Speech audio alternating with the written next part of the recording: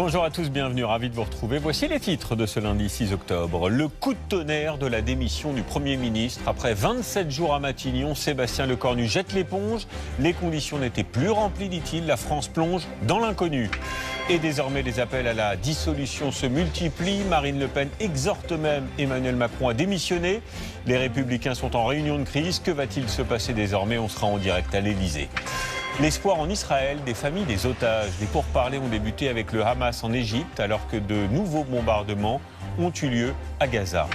Une voiture partagée par tout un village, c'est le covoiturage qui a mis en place une commune de 700 habitants. Ça fonctionne très bien, c'est la bonne idée du jour que nous présentera Valérie Hurtel. Et puis on vous emmènera dans la Drôme à la découverte des meilleures recettes de patates douces, la plus tropicale des pommes de terre. C'est l'une des grandes spécialités de la région et vous verrez, c'est succulent. Jamais dans l'histoire un gouvernement n'aura donc été si éphémère. C'est un coup de tonnerre à la surprise générale. Le Premier ministre Sébastien Lecornu a annoncé ce matin sa démission. Les conditions, a-t-il dit, n'étaient plus remplies. Christelle Méral, Antoine Morel. 9h25 ce matin, Sébastien Lecornu vit ses dernières minutes en tant que Premier ministre. Il regagne Matignon après un entretien avec le chef de l'État. 9h50, un communiqué de l'Élysée tombe et annonce son départ. Monsieur Sébastien Lecornu a remis la démission de son gouvernement au président de la République, qui l'a accepté. Une heure plus tard, le Premier ministre détaille les raisons de son choix, manque de compromis, trop de posture. La composition du gouvernement au sein du socle commun n'a pas été fluide et a donné lieu au réveil de quelques appétits partisans. Mais il faut toujours préférer son pays à son parti et il faut savoir écouter ses militants, mais toujours penser aux Françaises et aux Français. Merci à toutes et à tous. Je vous remercie. Une dernière phrase, comme un tacle à Bruno Retailleau, dont les critiques ces dernières heures ont fragilisé le gouvernement. Arrivée mouvementée ce matin du chef des Républicains au siège de son parti, sans un mot. Marine Le Pen, elle, se dit exaspérée. On est au bout de la blague, là. Je veux dire, la farce a assez duré. Les Français sont excédés de cette situation. Olivier Faure, lui, salue la décision de Sébastien Lecornu. Je me demandais s'il restait un gaulliste dans ce pays. Il en restait un et il vient de démissionner avec dignité et honneur. Sa démission, une déflagration dans la vie politique et une instabilité qui inquiète les Français rencontrés ce matin. C'est un peu le climat qu'on a depuis un an, quoi. C'est instable et puis ça donne pas vraiment confiance en fait. On a une classe politique et syndicale en dessous de tout. L'intérêt général, tout le monde s'en fout. Sébastien Lecornu devient le Premier ministre le plus éphémère de la Ve République. Il aura tenu 28 jours. Bonjour Majid Kiad, vous êtes à Matignon précisément, où les ministres qui venaient d'être nommés sont réunis. Cette démission a pris tout le monde de court. Ah oui, tout à fait. Stupeur générale et situation assez exceptionnelle, inédite même, avec des ministres nouvellement nommés hier soir. Je pense à Bruno Le Maire aux armées ou encore Roland Lescure à Bercy, qui sont déjà des ministres démissionnaires. Ils vont donc gérer les affaires courantes alors qu'il n'y a pas eu de passation de pouvoir officielle devant les caméras. Ces ministres démissionnaires, ils sont en train d'arriver ici à Matignon. Certains étaient en déplacement aujourd'hui. Ils ont dû rentrer à Paris pour gérer ces affaires courantes. Sébastien Lecornu les a réunis autour d'un déjeuner pour notamment leur expliquer sa décision de démissionner. Merci Majid pour ces explications. Et c'est donc hier soir que les choses se sont accélérées après la nomination des ministres. Les Républicains menaçaient de ne pas y participer et de claquer la porte, notamment le ministre de l'Intérieur, Bruno Retailleau. Les explications avec Alexandre Peyrou, Sophia Dolé et Sophie Houlier. Cohue ce matin chez les Républicains, quelques heures seulement après la démission de Sébastien Lecornu. Les ténors arrivent, sans un mot. Pourtant, cette démission, les LR n'y sont pas étrangers. Car hier, si à l'annonce du gouvernement, la droite aurait pu se réjouir... Monsieur Bruno Retailleau, ministre d'État, ministre de l'Intérieur. Un nom a tout fait vaciller. Monsieur Bruno Le Maire, ministre d'État, ministre des Armées et des Anciens Combattants. Une surprise pour Bruno Retailleau, qui n'était pas averti. Moins de 2 heures plus tard, il tire à boulet rouge. La composition du gouvernement ne reflète pas la rupture promise. Le nouveau ministre des Armées, ancien compagnon de route des Républicains, serait pour la droite le symbole du macronisme et de la dérive des comptes publics dans ses anciennes fonctions à Bercy. Ce matin, les cadres de droite sont presque tous unanimes. Il faut quitter le gouvernement. Ça ne peut pas durer comme ça. Ça ne peut pas continuer et que donc nous ne pouvons pas participer à ce gouvernement. Donc, il n'y a pas un gouvernement qui est aussi macroniste, autant macroniste depuis des années. Donc vous étiez en colère ? Une attitude incompréhensible selon les macronistes. La guerre est à nos portes, la planète est en ébullition, la démocratie est prise d'assaut. Et qu'est-ce que nous voyons ? Eh bien, nous voyons des responsables politiques qui refusent de prendre leurs responsabilités et qui se livrent à une forme de chantage pour les places, ce qui n'est tout simplement pas à la hauteur de la situation. Un appel à la responsabilité qui n'aura pas suffi. Le gouvernement n'aura duré que 14 heures. C'est désormais Emmanuel Macron qui est en première ligne. Et justement, désormais, que va-t-il se passer ? Se dirige-t-on vers une nouvelle dissolution de l'Assemblée nationale, comme le réclame Marine Le Pen ? La France est-elle devenue ingouvernable ? Les réactions, on voit tout cela avec Thierry Curté, Mélanie Ravier et Benoît Véran.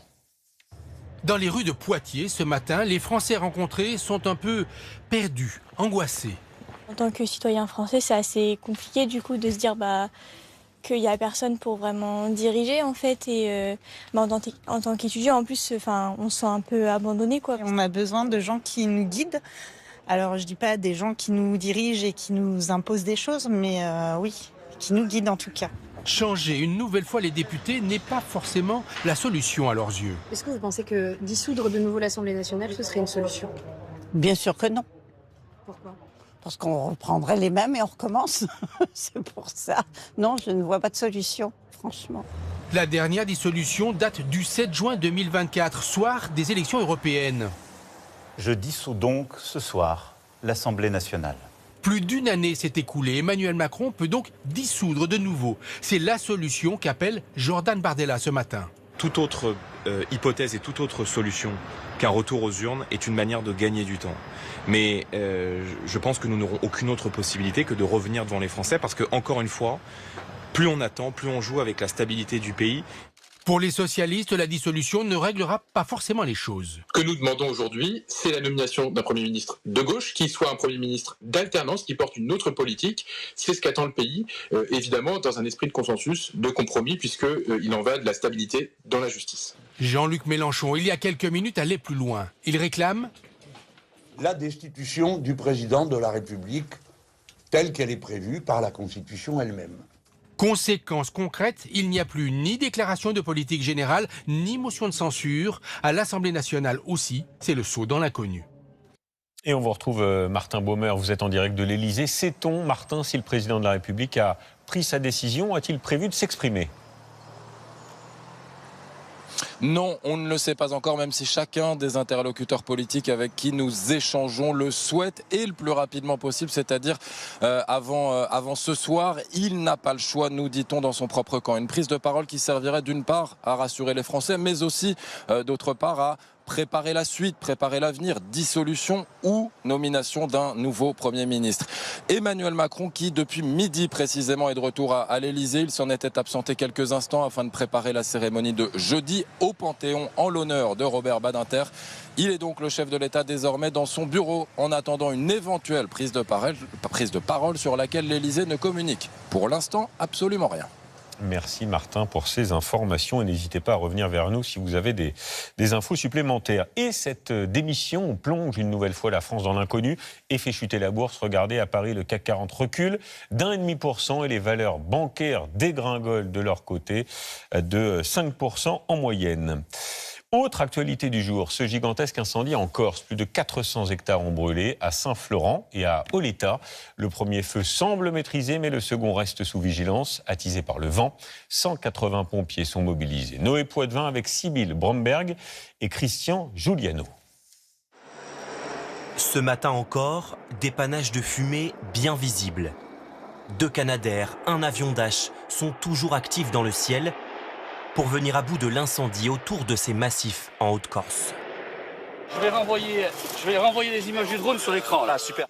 Un incendie maîtrisé, mais tout l'enjeu désormais, c'est de repérer les points chauds grâce à ce drone équipé d'une caméra thermique. L'idée, c'est de rechercher tout ce qui sort au-dessus de 100 degrés à peu près. de les repérer, de les pointer et d'envoyer des hommes pour les traiter au sol. Toute la nuit, les pompiers ont lutté pour stopper l'incendie. Il s'est déclaré hier matin. 10 heures à l'ouest de Saint-Florent, le feu se propage rapidement au milieu des broussailles et se rapproche des maisons. 220 hectares brûlés. Quelques heures plus tard, un deuxième foyer démarre 10 km plus loin, à Oleta. L'inquiétude gagne les habitants qui subissent ici leur 5e incendie en 2 mois. Du stress pour les habitations, pour la mienne, celle des autres. Quand il faut évacuer, je vais préparer ma voiture. Aucune victime à déplorer, aucune habitation touchée, 400 hectares au total ont brûlé. Quelle est l'origine de ce feu? Pour l'heure, la piste criminelle est privilégiée. On peut imaginer que c'est la main de l'homme qui est à l'origine. Je ferai le point avec le procureur, évidemment. En 2 jours, 75 engins et 4 moyens aériens ont été mobilisés sur ces 2 feux. Les suites maintenant du procès de Cédric Jubilard. Et ce matin à la barre, c'est l'amant de Delphine Jubilard qui a témoigné, un témoin capital. J'ai l'intime conviction que c'est Cédric qui a attenté à la vie de sa femme, a-t-il déclaré devant les jurés. Éric Pelletier pour le récit de cette matinée avec Marie-Candice Delouvrier et David Bress. C'est un témoin clé dans l'enquête sur la disparition de Delphine Jubilard. Son amant, ici en veste beige, arrive ce matin à la cour d'assises pour une audition très attendue. Notamment par l'accusé, Cédric Jubilard, escorté depuis sa prison vers le palais de justice par les policiers. Dans le box, celui-ci se montre très attentif, en écoutant son rival témoigner de sa passion avec l'infirmière, rencontrée quelques mois seulement avant sa disparition. C'est devenu passionnel. On ne savait pas où ça allait mener. Ce n'était pas juste une histoire charnelle. À tel point que les 2 amants envisagent de s'installer ensemble. La présidente interroge le témoin. Martin et Franck, quoi. Delphine Jubilard vous a-t-elle fait part de violences psychologiques, physiques? Elle ne m'en a jamais parlé. J'étais à des années-lumière de penser que ça allait se finir comme ça. Mais il ajoute... Delphine avait eu des menaces de son mari. La défense de Cédric Jubilard tente alors de déstabiliser l'amant et veut montrer une autre facette d'une personnalité pas si lisse, selon elle. Un homme connu pour ses multiples liaisons. Une audience qui s'est déroulée dans un climat particulièrement tendu, sous le regard d'un public venu en nombre. C'est l'une des pistes pour lutter contre la fraude sociale, renforcer la sécurité de notre carte vitale en la reliant directement à la carte d'identité biométrique. Alors la fraude sociale, cela représente plus de 13 milliards d'euros chaque année. Les praticiens, eux, sont plutôt perplexes. Anthony Joly avec Lola Chavy et Noé Salem. Moins de plastique et plus de numérique. Voilà comment l'État entend mieux protéger notre carte vitale. Depuis le mois de mars, il est possible de l'avoir directement sur son téléphone, de manière dématérialisée. Mais 7 mois après, c'est encore loin d'être un réflexe dans cette salle d'attente. Si par exemple on a un téléphone qui tombe en panne, ou que l'on perd, ou voilà, ça c'est embêtant. Enfin, pour moi c'est compliqué. S'il faut le faire, il faudra le faire. Mais pour l'instant, moi, je garde ma vieille carte vitale. Elle vous convient comme ça? Ah oui, tout à fait. La carte vitale numérique, plus sécurisée, pourrait être reliée directement à notre carte d'identité biométrique. Cela permettrait de limiter les fausses identités et de faciliter les contrôles. Un outil fiable et qui a fait ses preuves, d'après cet expert en cybersécurité. On peut imaginer que ce sont des sortes de coffres-forts numériques où à la fois peu de personnes ont accès et surtout les entrées et les sorties sont extrêmement contrôlées. Et donc on peut considérer qu'il y a une expertise et une expérience dans la gestion des titres numériques. Mais pour ce généraliste, devoir présenter son téléphone peut s'avérer discriminant, notamment pour les plus âgés. Ça va impacter le quotidien des personnes âgées qui n'ont pas de téléphone portable ou qui n'ont pas de téléphone portable suffisamment performant pour avoir des pièces dessus. On ne va pas se transformer en médecin flic et on ne va pas en plus rallonger le temps de durée de la consultation en demandant des cartes d'identité à des patients qu'on connaît depuis longtemps. Les services de l'État souhaitent que tous les Français aient une carte vitale dématérialisée d'ici 2 ans. Dans son ensemble, la fraude sociale représente 13 milliards d'euros.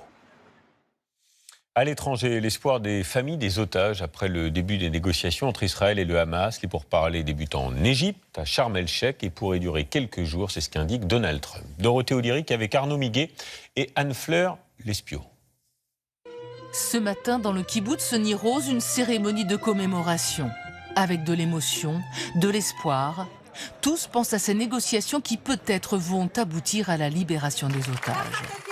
Hier soir, ils étaient encore des milliers sur la place des otages à Tel Aviv, avec ce même espoir chevillé au cœur, la perspective de retrouver leurs proches. Mais certains craignent que le Hamas ne se rétracte ou que les négociations en Égypte tournent court. Nous prions pour que tous nos espoirs se réalisent et que tous les otages reviennent bientôt, comme l'a dit le président Trump, dans 72 heures.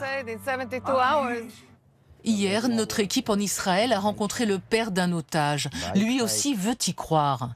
Son fils, Nimrod, militaire, avait été extrait d'un char avant d'être emmené dans Gaza par plusieurs hommes en armes. C'était il y a 2 ans. Ce n'est pas une question d'espoir. Je sais que mon fils Nimrod est vivant. Et je sais au fond de moi qu'il sera libéré. Pour l'heure, l'armée israélienne poursuit ses bombardements sur Gaza. Selon le Hamas, ces frappes auraient fait plus de 67 000 morts depuis le début de l'offensive, principalement des civils. Mais l'espoir est là, également dans l'enclave palestinienne. Ils sont nombreux à soutenir le plan de paix et espèrent l'arrêt des bombardements. Ils nous ont promis un cessez-le-feu. Nous prions Dieu pour revivre dans la dignité, sans effusion de sang, sans victimes, seulement dans la paix. Ce sont des milliers de déplacés qui rêvent aujourd'hui à un début de reconstruction.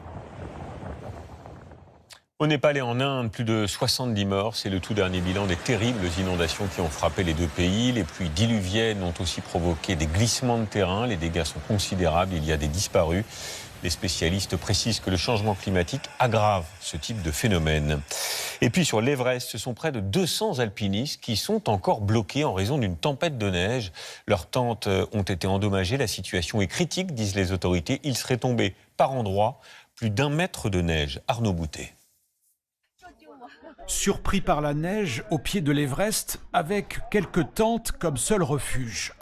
Des randonneurs, chinois pour la plupart, se sont retrouvés piégés. Est-ce qu'on sait quand arrivent les secouristes? On ne sait pas. Ah, toujours pas? Dans sa tente, cette femme se filme et redoute que le poids de la neige déchire la toile. De nombreuses tentes se sont affaissées à cause de la neige. Elle décide alors de sortir. À 5000 mètres d'altitude, sur la face est de l'Everest, ils sont plusieurs centaines à tenter, en file indienne, le passage d'un col pour redescendre dans la vallée. Les alpinistes de tête effectuent l'ascension. Derrière, nous avançons très lentement. Ils utilisent des yaks pour ouvrir un chemin. Des yaks qui creusent la neige, 350 randonneurs ont pu être secourus. 200 autres seraient encore coincés. Chaque année, lors des vacances d'automne, de nombreux Chinois partent à l'assaut des vallées de l'Everest. Rarement les tempêtes de neige frappent la montagne à cette période de l'année. En France, c'est aujourd'hui que s'ouvre le procès en appel de l'un des accusés de Mazan, condamné dans l'affaire Gisèle Pelicot. Cet homme, il a 44 ans et c'est le seul parmi les 51 condamnés qui a fait appel. Reportage à Mazan, justement, commune de 6000 habitants, où le retentissement de cette affaire est encore très présent. Rémi Casali avec Christelle Chabot. Depuis plusieurs mois, le village de Mazan est en proie à un drôle de tourisme. Les curieux, attirés par l'affaire Pelicot, cherchent à observer la maison. Les habitants sont dans l'incompréhension. Vous en pensez quoi des gens qui viennent voir la maison, des choses comme ça? Je me demande à quoi ça sert. Je le dis franchement, c'est tout bête. D'aller voir une maison qui a servi de viol. Un tourisme malsain porté par une affaire de viol qui a fait le tour du monde. Nous ouvrons ce journal ce soir avec les mots de Gisèle Pelicot. Et a mis en lumière le combat d'une femme, celui de Gisèle Pelicot. Elle a lancé en France un débat sur les droits des femmes, qui n'est probablement pas terminé. Une médiatisation hors norme, un coup de projecteur néfaste sur le village que ces agents immobiliers ont constaté. Sur le secteur de Mazan, on a senti le côté... à un moment donné, ça a été boudé un petit peu. L'histoire de Mazan, réellement, alors que ça n'est pas forcément lié au village, c'est vraiment lié à une personne. Après, bon, c'est comme ça, on essaye de faire en sorte de passer au-delà de ça. passer à autre chose. Dans ce centre équestre, à l'entrée du village, Chloé Rodriguez accompagne une trentaine de femmes victimes de violences conjugales à se reconstruire au contact des chevaux. Le combat de Gisèle Pelicot, ça a aidé pour nous beaucoup de femmes à faire des démarches administratives, des démarches judiciaires, à libérer en fait la parole pour certaines où elles avaient peur de parler, où elles avaient honte. Donc il y a vraiment cette idée que la honte change de camp, ça a beaucoup parlé. Libérer la parole des femmes et parler du village autrement. Et c'était aussi une des volontés des femmes, c'est de dire ouais mais il se passe aussi des trucs chouettes, il se passe aussi des trucs bien à Mazan et Mazan c'est pas que des viols. Gisèle Pelicot a même soutenu l'association en faisant un don de 20 000 €. Des bousculades pour un tacos à 3 €, c'est ce qui s'est passé dans plusieurs villes suite à la super promotion d'une chaîne de restauration. Et cela suscite la polémique. Pourquoi ? Car l'événement a attiré beaucoup trop de monde et la police a dû être bien souvent appelée en renfort. Pierre-Yves Salic nous explique avec Mathieu Bierden. C'est l'histoire d'une promo qui a mal tourné. Une bousculade monstre dans cette chaîne de fast-food. Des employés complètement dépassés.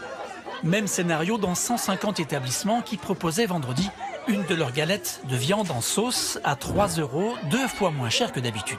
Ce restaurant a dû baisser sa grille. Parfois, la police est intervenue pour ramener le calme. Cette cliente a attendu longtemps, en vain. Bonjour, il n'y a plus l'offre. Mais il faut informer la queue, parce que depuis tout à l'heure, on fait la queue pour ça. Depuis tout à l'heure, on fait la queue pour ça. Et on fait la queue pour rien, en fait. Dans des heures normales, vous avez une queue comme ça. Il faut l'annoncer, c'est de l'arnaque, ça. C'est de l'arnaque, hein. Il y a une queue jusqu'à là-bas. Ils auraient dû se douter qu'il y aurait énormément de monde et peut-être mettre des limites à leur offre. Par exemple, les 200 premiers, par exemple. L'opération montre qu'il y a évidemment une clientèle pour de la nourriture à bas prix, mais le buzz en valait-il le coup ? Ils auraient dû filtrer. Ils auraient dû mettre quelqu'un à l'entrée et gérer les entrées. Parce que oui, c'est sûr qu'après, il y a des bousculades, des engueulades, ou sinon on se retrouve trop vite débordé. C'est quand même un deal qui est assez intéressant, mais faire un chaos total pour ça, je préfère ignorer et passer mon chemin, quoi. Il y a moins d'un mois, l'inauguration à Paris d'un fast-food par un influenceur avait provoqué un certain émoi. Là encore, un bouche à oreille amplifié par les réseaux sociaux. Un cocktail finalement pas très digeste. Une image également à Marseille avec, regardez, l'arrivée d'un gigantesque voilier cargo. C'est le premier du fabricant Néoline. Il est arrivé de Bastia avec à son bord 300 véhicules. À la force du vent, il fait 91 mètres et il atteindra 62 mètres de hauteur. Voilà, 62 mètres de hauteur une fois que les voiles, comme vous le voyez ici, sont déployées. Le trésor côté consommation avec le retour d'une marque star. Il s'agit de Tupperware, champion des boîtes alimentaires qui a bien failli disparaître l'an dernier et qui aujourd'hui se porte bien, très bien même, puisque la marque a relancé les célèbres réunions qui portent son nom. Gaspard de Florival a suivi ça avec Nordine Tahar. Plusieurs fois par mois, Sandrine Fernandez accueille chez elle ses clients. Et ce jour-là, ses clientes. À sa table, une chef d'entreprise, une infirmière, une retraitée, toutes venues pour découvrir la nouvelle gamme de Tupperware, comme ce micro-minute. Sandrine Fernandez est vendeuse pour la marque. Pour la fermer, c'est simple, bien enclencher la poignée de sécurité et vous pouvez le mettre au micro-ondes en toute sécurité. Manipuler, utiliser le produit avant de l'acheter, c'est parfois nécessaire. Alors quand elle bloque comme ça, c'est simple, hop, on met un petit coup, on le met sur la table et on y va. Tester le produit, voir comment, est-ce qu'il est assez lourd, au niveau de la taille, est-ce que ça peut convenir pour une famille de 4 personnes, au niveau des quantités, non, c'est primordial, ouais. J'aime cette ambiance un peu familiale, vous avez des gens que vous connaissez pas et puis ça crée du lien, en fait. Ça crée du lien, oui. Des réunions comme celle-ci, c'est ce qui a fait le succès de la marque pendant des décennies. Et là, c'est vraiment un Tupperware. Cette fois-ci, vous pouvez le mettre dans un sac à main, vous pouvez le retourner dans un réfrigérateur, ça ne fuira jamais. Près de 4000 réunions par jour au plus fort de son succès. Mais petit à petit, le modèle s'essouffle face à une concurrence étrangère de plus en plus rude et moins chère. Repris en début d'année, Tupperware relance aujourd'hui ses réunions mythiques avec des produits plus écologiques. Comptez 139 € pour ce micro-minute, pas de quoi refroidir ses clients. Les produits ne bougent pas. Donc on sait qu'on met peut-être le prix une fois, mais on le garde longtemps. Sandrine Fernandez travaillait pour l'entreprise depuis 2009 et reprend aujourd'hui les réunions après quelques mois sans activité pour la marque. Un complément de salaire pour elle grâce aux commissions qu'elle perçoit sur les ventes. Un panier moyen d'un atelier, c'est environ 400, 500, 600 euros.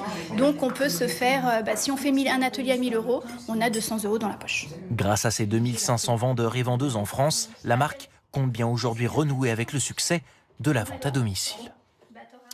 C'est un incontournable de la Bretagne qui séduit désormais tous les Français. L'incroyable succès du beurre salé qui est en train de grignoter le beurre doux.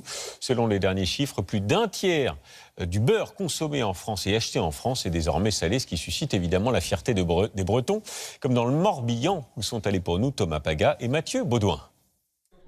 Pas la peine de chercher autre chose que du beurre salé. Ici, il est présent dans le caramel, les gâteaux et toutes les autres spécialités. Nous sommes dans le Morbihan.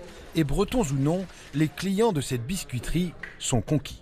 Est-ce qu'à la maison, vous mangez plutôt du beurre doux ou beurre salé? Ah, beurre salé. Sur des petits morceaux de pain grillés. Ça donne plus de goût alors? Oui. Et même si vous n'êtes pas bretonne, vous vous y êtes déjà habitué? Oui. Par chez nous, on en mange dans l'Oise, du beurre salé. Il reste bien quelques réfractaires. C'est pas beurre salé, non. Moi, je suis provençal de naissance et même si j'habite ici depuis 12 ans, c'est toujours l'huile d'olive. Mais la tendance se confirme. Désormais, plus d'un tiers du beurre dans l'Hexagone est salé. Dans l'arrière-boutique, la préparation du traditionnel kouign-amann demande du sucre, un peu de farine et beaucoup de beurre. 25 kg de beurre demi-sel. Même en pâtisserie, le sel joue un rôle bien connu. C'est un exhausteur, un révélateur de goût. Dans cette recette-là, ça permet le contraste du sel et du sucre permet d'avoir un goût plus prononcé. Vous imagineriez, vous, travailler avec du beurre doux? Non. Ça vous fait rire? Oui. Pourquoi? Parce que c'est pas breton, quoi. Du beurre doux, non.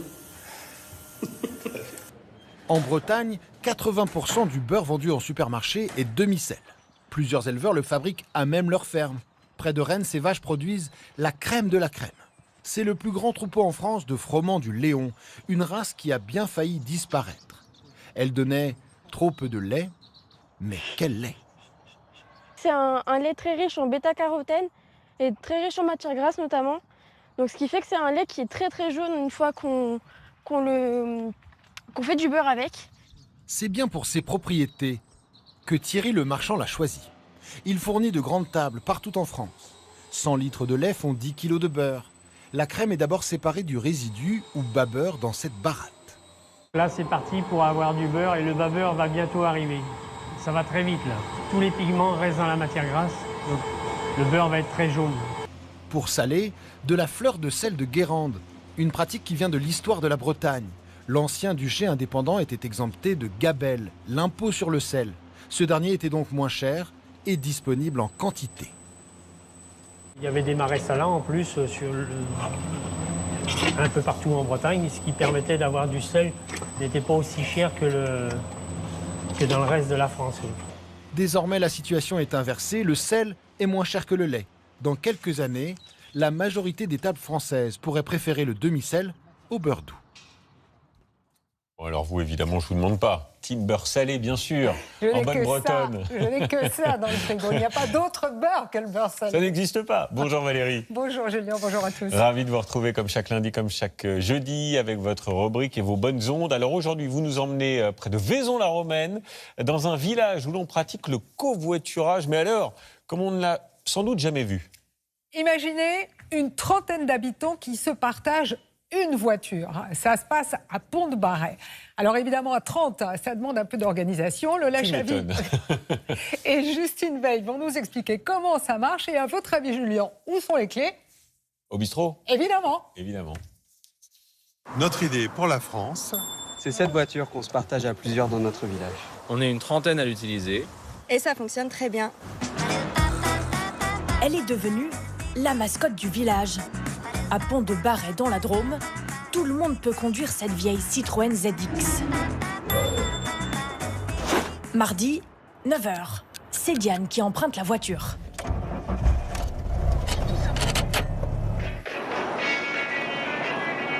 Ce matin, elle nous emmène à la ferme. Cette auto, elle s'en sert plusieurs fois par semaine pour aller au travail. Je suis que en vélo électrique. Donc, quand j'ai des petits trajets type, je sais pas, 10, 15, 20 minutes, il n'y a aucun problème. Mais si dans ma journée, je dois conjuguer et le travail et des réunions, du coup, je viens chercher la voiture. Diane est ouvrière agricole dans plusieurs fermes de la région. Avec son petit salaire, elle n'avait pas envie d'investir dans une voiture neuve. On se partage les frais, donc c'est forcément une bonne chose.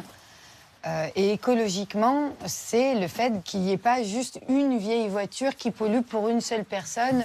Mais alors, une voiture pour 30, comment s'organiser? Les clés, par exemple, sont au bar tabac du village. Ouvert tous les jours, de 7h à 22h. Bonjour.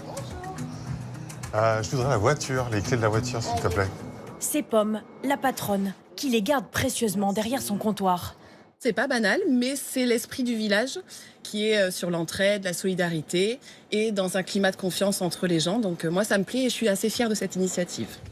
Cette voiture partagée, c'est Xavier qui en a eu l'idée. Il y a 4 ans, il a convaincu un habitant de mettre à disposition son véhicule inutilisé. Quasiment toutes les familles ont 2 voitures, voire plus. Et on s'est dit quand même que ça faisait beaucoup de matériel qui souvent dormait toute la semaine ou plus devant les maisons. Alors il a décidé de mettre le véhicule à son nom, l'assurance aussi. Mais en contrepartie, chaque utilisateur participe financièrement à l'entretien et aux révisions. La voiture, elle coûte 25 centimes du kilomètre. Les distances et les pleins d'essence sont ensuite rapportés dans ce petit carnet que chacun doit remplir après chaque trajet. J'ai roulé 30 km, ça coûte tant d'argent. Quand je mets un peu d'essence, ça me fait une sorte d'avance sur ma somme. Et voilà, et ça va pas plus loin. Et avec 10 000 km par an, elle n'a pas le temps de refroidir. 17h, Xavier donne les clés à Jules, qui doit faire des courses. Le petit magasin de producteurs. Pour cette sortie, il a réservé la voiture sur une application. Les habitants y ont créé un groupe de discussion via leur téléphone. Ce dispositif lui a permis de créer du lien. Il y a des personnes avec qui on est amis et on partage la voiture en plus. Et il y a des personnes qu'on connaît peut-être moins ou avec qui on n'a pas spécialement lié, on s'est pas spécialement lié d'amitié. Et ça nous permet de nous rencontrer. L'expérience a aussi été adoptée dans les villages voisins. À Cray, par exemple, 40 automobilistes se partagent 7 véhicules. De quoi donner des idées aux autres. Sympa hein, comme initiative, la voiture partagée, voilà, c'est pas mal. D'ailleurs, dans plein de territoires où il n'y a pas de transport en commun, certains font le taxi pour les autres gratuitement. Regardez, à Piégut-Pluviers, par exemple, en Dordogne, on fait appel aux bonnes volontés. Guy est instituteur, il est à la retraite. Et ce jour-là, il emmène son voisin qui ne peut plus conduire chez le kiné. C'est une course d'une 20aine de kilomètres. Elle lui revient à 9 €. Ça permet de payer le carburant et l'usure de la voiture. Dans cette commune, les chauffeurs bénévoles sont réunis dans une association. Ça s'appelle le VIM. Ils sont une trentaine. Ce sont souvent des retraités. Ils ont une centaine de clients qui sont des clients réguliers et les habitants réservent leurs courses sur cette plateforme qui est très facile et très pratique à utiliser. Alors il y a aussi un truc qui fonctionne bien pour rassembler les gens d'un village et créer de la cohésion comme on l'a vu, c'est la photo. Et oui, regardez ce cliché. Il rassemble les habitants d'Itterswiller. C'est une petite commune en Alsace. À la demande d'un collectif de photographes. Ils ont accepté de prendre la pause. Ça se passe tous les 20 ans. Et le but, c'est d'immortaliser la vie de ce village à différentes époques. Alors, à chaque rendez-vous, évidemment, ce sont des retrouvailles. On redécouvre ensemble la photo qui a été prise 20 ans plus tôt. Les enfants sont devenus des adultes. Les ados de l'époque ont aujourd'hui des enfants. 800 communes participent à ce projet qui permet aussi de souder les habitants. Et à chaque fois, vous l'avez vu, c'est un vrai moment d'émotion. Et il suffit quelquefois d'un projet ou d'un habitant pour créer des rencontres. Ah oui, regardez ça, c'est marrant. En Aveyron, une autrice a mis à contribution tous les jardiniers amateurs d'un village pour fabriquer un roman photo. Alors, c'est pas une histoire d'amour à l'eau de rose, comme on en a connu. Non, c'est un guide pratique qui explique avec des tutos comment transformer une prairie en potager. Ils ont posé à des saisons différentes pour les labours, les semis et enfin pour la récolte. Avec à chaque fois des petites mises en scène, ça a créé beaucoup de rigolade et de complicité. Ça se passe à Saint-Beauzély, c'est pas très loin de Millau et le livre s'appelle « Les deux mains de la terre ». C'est très sympa, merci Valérie. On vous retrouve pour de nouvelles aventures jeudi, évidemment. Le 13h découverte et on va déguster de bons produits de saison à l'heure d'automne toute cette semaine. Et pour commencer, direction la Drôme, l'un des territoires pionniers dans la culture de la patate douce. Facile à cuisiner, peu cher, elle coche toutes les cases en quelque sorte pour réinventer ces saveurs d'automne. Maëva Damois et Vincent Bouffarting nous ont déniché les meilleures recettes. C'est traditionnellement la terre des oliviers. Mais depuis 10 ans dans la Drôme, sous ces grands tapis verts, la patate douce prend racine. C'est au début du mois d'octobre qu'elle dévoile sa peau orange et s'expose sur les marchés. Dans le centre historique de Nyons, sur les étals provençaux, la patate douce fait la fierté des producteurs locaux. Très contente. C'est pas toujours qu'on arrive à avoir des morceaux comme ça. Aujourd'hui, je pense que la plus belle, c'est celle-ci. Là, pour tailler des frites, c'est parfait. Justine Wittner cultive la patate douce depuis 5 ans. Le légume à la chair sucrée est très apprécié par ses clients. Juste la cuire dans l'eau un petit peu et après l'écraser avec un petit peu de beurre, de sel, de Guérande, un peu de poivre, un peu de noix de muscade. Et voilà, le tout bien écrasé et ça plaît aux petits, aux grands, aux papy-mamies aussi. Un peu à l'australienne, c'est-à-dire on met patates, un peu d'oignon, patates douces, carottes, on coupe ça grossièrement, on met ça au four. Huile d'olive, sel et quelques herbes et c'est parti rouler, je pense. Des recettes souvent découvertes au cours de voyages à l'étranger. Moi, je l'ai connue d'abord en Afrique. Elles étaient plus petites que celles-ci et ils la consomment assez facilement là-bas et j'ai adoré ça. La patate douce pousse naturellement dans les pays tropicaux. Mais la Drôme a tous les atouts pour sa culture. Ce qui fait vraiment sa réussite, c'est de planter les plants dans un sol chaud. Donc on est vraiment dans une région où le climat s'y prête bien au mois d'avril-mai, avec un sol qui s'est suffisamment réchauffé pendant le printemps pour qu'elle puisse s'installer convenablement.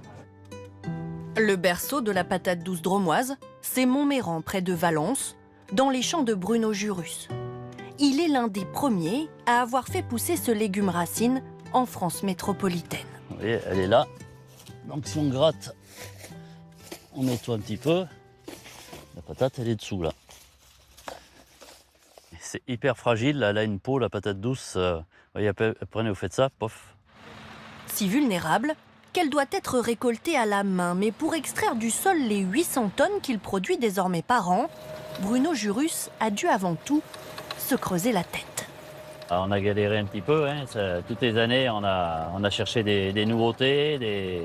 Il n'y avait pas en Europe encore beaucoup de machines qui existaient. Vu que la patate douce, surtout en France, c'était toute nouvelle, ça fait qu'une dizaine d'années qu'il y en a, quoi. On fait partie un peu des dinosaures de la patate douce. Ouais. Son exploitation, elle, est bien moderne. Des centaines de milliers d'euros investis pour laver, trier et conditionner ces patates douces bio destinées à la grande distribution. Elles trouvent aussi preneur dans le département voisin. Ce restaurant ardéchois les met à la carte avec du magret de canard. En plat, qu'est-ce que vous préférez? Moi, le magret de canard et son jus réduit, déclinaison de patates douces au curry. Le plat le plus demandé. Ces touristes savoyards se sont laissés tenter. Le magret de canard. Oui, c'est moi. Merci. Non, nous, on a plus l'habitude des patates dans les tartiflettes. Mais là, il y a comme un petit goût en fond qui est très bon, très bien pour le palais. C'est super bien assaisonné. Il y a un peu de cumin, effectivement. Oui, c'est le cumin en arrière-goût. Une recette originale de Nelly Chet.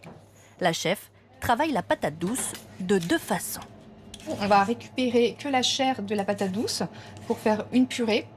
Et également, on va faire des dés qu'on va blanchir et qu'ensuite on va faire revenir dans du beurre.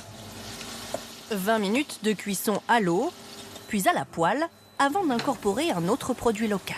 Là, j'ai ajouté de la châtaigne confite. Ça se marie très bien avec la patate douce. Ça va apporter un petit côté réconfortant, c'est bien les saveurs d'automne. Du miel de châtaigne aussi dans la purée. Donc là, on va ajouter à peu près 2 cuillères. Pour renforcer la douceur de la patate. La chef pense même à la décliner en entrée et en dessert. Et si on l'agrémente avec un chocolat assez fort, je pense que le mariage des deux peut être sympa. Et pourquoi pas l'intégrer avec un fruit, avec un peu d'acidité. Et le mélange peut être explosif. Mais bon, il faut tester. Voici Julien, une patate douce à la française, 100% locale.